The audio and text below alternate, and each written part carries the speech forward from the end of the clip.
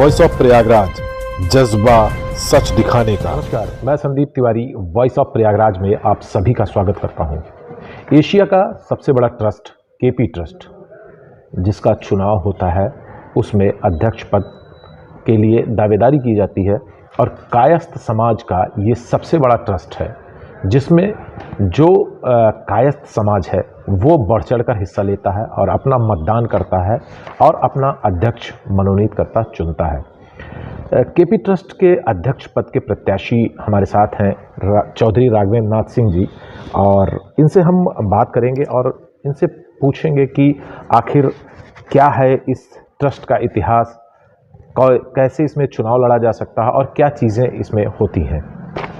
स्वागत है चौधरी जी आपका। जी चौधरी जी, केपी ट्रस्ट बताया जाता है एशिया का सबसे बड़ा ट्रस्ट है, एजुकेशनल ट्रस्ट। जी। तो इसमें इसका क्या इतिहास है, थोड़ा सा बताएंगे। ये करीब आज इस ट्रस्ट को फॉर्म हुए 150 साल हो चुके हैं, 151वां साल है। इसका बेसिक उद्देश्य था कि उस समय अंग्रेजों का राज था, शिक्षा भारतीय बच्चों को शिक्षा देने के लिए स्कूल नहीं खोलते थे उन लोग। तो वो चाहते थे कि भाई बच्चे वैसे रहें, पढ़ ना सके, ये सब कर सके। तो उसको देखते हुए हम लोग के समाज में मुंशी काली प्रसाद जी ने इसकी फाउंडेशन ले किया, और उनका उद्देश्य था कि अगर स्कूल कॉलेज खुलेंगे तो बच्चों को शिक्षा होगी और देश का विकास होगा। देखिए, कायस्थ समाज जो है वो अपनी शिक्षा के लिए जाना जाता है जी। और काली प्रसाद जी ने एक बहुत ही बड़ा कदम उठाया। उन्होंने शिक्षा को बढ़ावा देने के लिए, विशेष करके उस दौरान जब अंग्रेजों का शासन था और हमारे लोगों को शिक्षित होने की उतनी ज़्यादा व्यवस्थाएं नहीं थी, और ना ही ये लोग चाहते थे कि शिक्षा, क्योंकि शिक्षा हमें जागरूक करती है और हमें आगे बढ़ने का। तो ये जो स्कूल्स खोले गए, जो कॉलेज बनाए गए, ये लगभग भारत में कितने होंगे लमसम? क्या भारत के बाहर भी इस ट्रस्ट के नहीं, कॉलेज हैं? भारत बाहर नहीं है, बस इंडिया में है, और वो भी यूपी और बिहार में। माने इसका विशेष जो जो इसकी प्रॉपर्टीज है, सब है, ये यूपी बिहार में ही है। इसमें बहुत सी संपत्तियां ऐसी हैं जिनके बारे में कहा जाता है कि इनको बेच दी गई, या फिर बहुत सी ऐसी संपत्तियां हैं जिनके बारे में अभी कोई जानकारी नहीं है। तो इसके विषय में अगर आप अध्यक्ष बनते हैं तो क्या इसमें व्यवस्थाएं करेंगे, किस तरीके से इसको? देखिए, ये गवर्निंग बॉडी है यहाँ पर, गवर्निंग काउंसिल, वो एक नियम पास कर चुकी है कि कोई प्रॉपर्टी जो रिक्लेम ना हो सके, किसी तरह से भी उसका कुछ हल न निकल पाए, तो ऐसे में अध्यक्ष और हाउस को पावर है कि उस प्रॉपर्टी को उचित दामों में या उचित वो करके उसको बेच दिया जाए। इसके पहले भी आप अध्यक्ष रहे हैं। जी। तो उस दौरान जब आप अध्यक्ष थे, तो अध्यक्ष रहते आपने किन किन कार्यों पर विशेष ध्यान दिया, और आपने क्या ऐसा किया जो ट्रस्ट के लिए काफ़ी बेहतर रहा? और जब आपका कार्यकाल समाप्त हुआ तो आपने ट्रस्ट को क्या ऐसा दिया जो आज के बारे में उस पर चर्चा की जा सकती है, या आप उसको बता सकते हैं लोगों को हमने ऐसा किया? देखिए, जब ट्रस्ट हमने संभाला तो उस समय ट्रस्ट की फाइनेंशियल पोजीशन बहुत गड़बड़ थी जी। और आप बिलीव नहीं कीजिएगा, आप कहने में भी शर्म लगती है, इतने बड़े ट्रस्ट में वो कहने के लिए 1.5 लाख रुपया छोड़ा गया था, और बहुत ख़राब स्थिति थी जो हमारे उसके पहले अध्यक्ष थे उनका रखी थी। तो हमको सबसे लगा कि फाइनेंशियल इसकी जो रीढ़ होती है, वो फाइनेंस को ठीक करना ज़रूरी होता है, किसी परिवार के लिए, किसी भी देश के लिए, या किसी भी संस्था के लिए। तो हम उसमें लग गए और कोशिश करते रहे कि किसी तरह से हम लोग फाइनेंशियली अपने पैर पर खड़े हो जाए। और करते करते जब हमने छोड़ा ट्रस्ट को, तो नॉर्मली जो भी अध्यक्ष ने छोड़ा है तो कुछ लाख में ही छोड़ते थे लोग जाते वक्त। हमने करीब करीब 8 करोड़ रुपया छोड़ा उस समय। तो मतलब, और सब काम भी किया 5 साल में। और 5 ईयर लॉ एक बहुत जरूरी चीज़ थी, तो इलाहाबाद यूनिवर्सिटी की हांगलू साहब भी करीबी थे, वाइस चांसलर साहब, उनकी मदद से हम लोगों ने 5 ईयर लॉ शुरू किया। उससे सीएमपी की इनकम बढ़ी, और जगह भी हम लोगों ने कई कोर्सेज शुरू किए, PhD, जिससे कि कई तरह को BTC नया कॉलेज खोला गया, जो कि 32 साल बाद कोई नया कॉलेज ऐड हुआ। हमारा एक सपना था कि नई नई चीज़ें ऐड होती रहे। मतलब समाज ये उम्मीद कर सकती है कि अगर आपको दोबारा चुनती है इस बार, तो कुछ बढ़िया होगा, कुछ बेहतर होगा, और फिर एक बार जो समाज के लोग हैं उनको कुछ अच्छा ही मिलेगा? हाँ, निश्चित रूप से 5 साल में लोग बहुत खुश रहे और हर इंस्टीट्यूशन में लोग खुश रहे। हम लोग का कुलभास्कर डिग्री कॉलेज जो आपका एग्रीकल्चर कॉलेज है, वो उसको नैक की टीम आती है यूजीसी की, उसमें उसको ए ग्रेड मिला, जो कि इलाहाबाद में जल्दी नहीं मिला किसी को।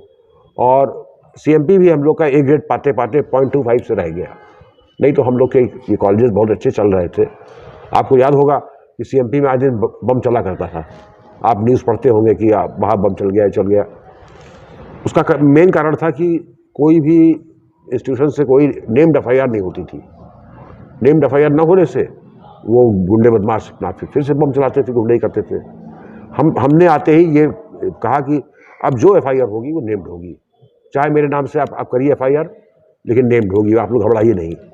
जब नेम्ड होगी तो लोग घबराएंगे, जेल जाएंगे और बाकी हम लोग निपटेंगे। तो उसको लॉलेसनेस को रोकने के लिए हम लोग ने नेम्ड एफआईआर कराना शुरू किया। बमबाजी बंद हो गई, गुंडई बंद हो गई। आज कॉलेज में 15,000 बच्चे हैं, नेक्स्ट टू यूनिवर्सिटी है, 16,000 बच्चे यूनिवर्सिटी में है, 15,000 सीएमपी में है। तो आज ठीक चल रहा है, अच्छा नाम उसका हो गया। ये एक ऐसा ट्रस्ट है जिसका अध्यक्ष बनने के लिए बहुत से लोग अपने अंदर इच्छा रखते हैं, तमाम लोग ऐसे हुए।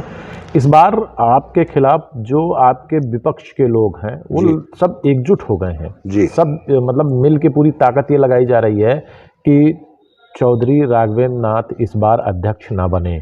तो क्या स्ट्रेटजी है आपकी उन लोगों से निपटने की? अब हम लोग तो देखिए जनता के आदमी हैं, उसी में जाते हैं हम लोग अपने बिरादरी बीच में, और अगर वो ठीक समझते हैं हम लोग को तो वोट देते हैं, और नहीं समझते तो ठीक है, कोई बात ही नहीं है उसमें। एक बहुत बड़ा आरोप अक्सर लगता है, जी हाँ, आजकल परिवारवाद की बात होती है। जी। बड़ा आपके बड़े भाई चौधरी जितेंद्र नाथ जी अध्यक्ष रहे हैं, हाँ, आप अध्यक्ष रहे हैं जी।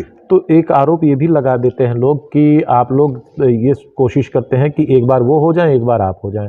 तो क्या ऐसा? तो प्रजातंत्र है ही है, और डेमोक्रेसी में सबको राइट है खड़ा होने का।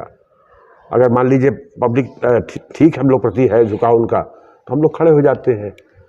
ऐसा कोई बात नहीं है कि हम लोग परिवार आज़ादी करते हैं।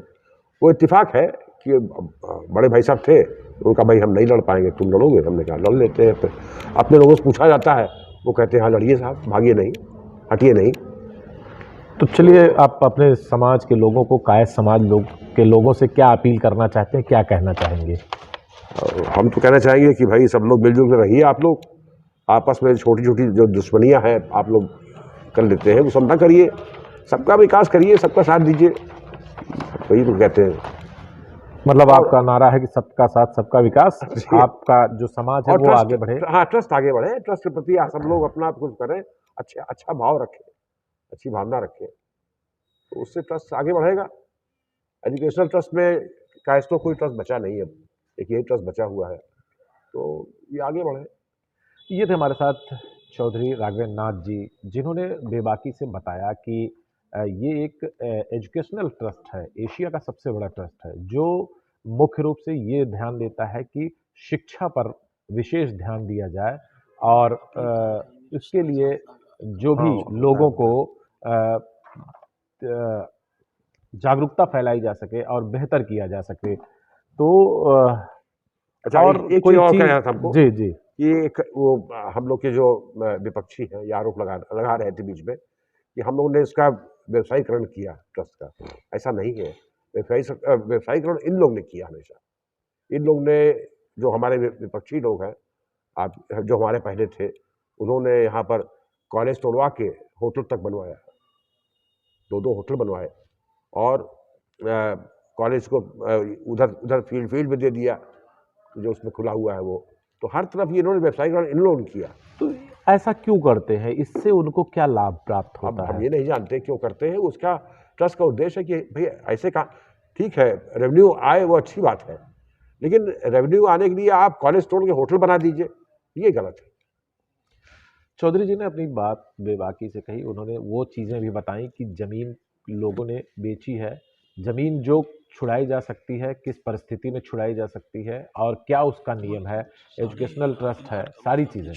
फिलहाल आज का कार्यक्रम यहीं पर समाप्त करते हैं। नमस्कार।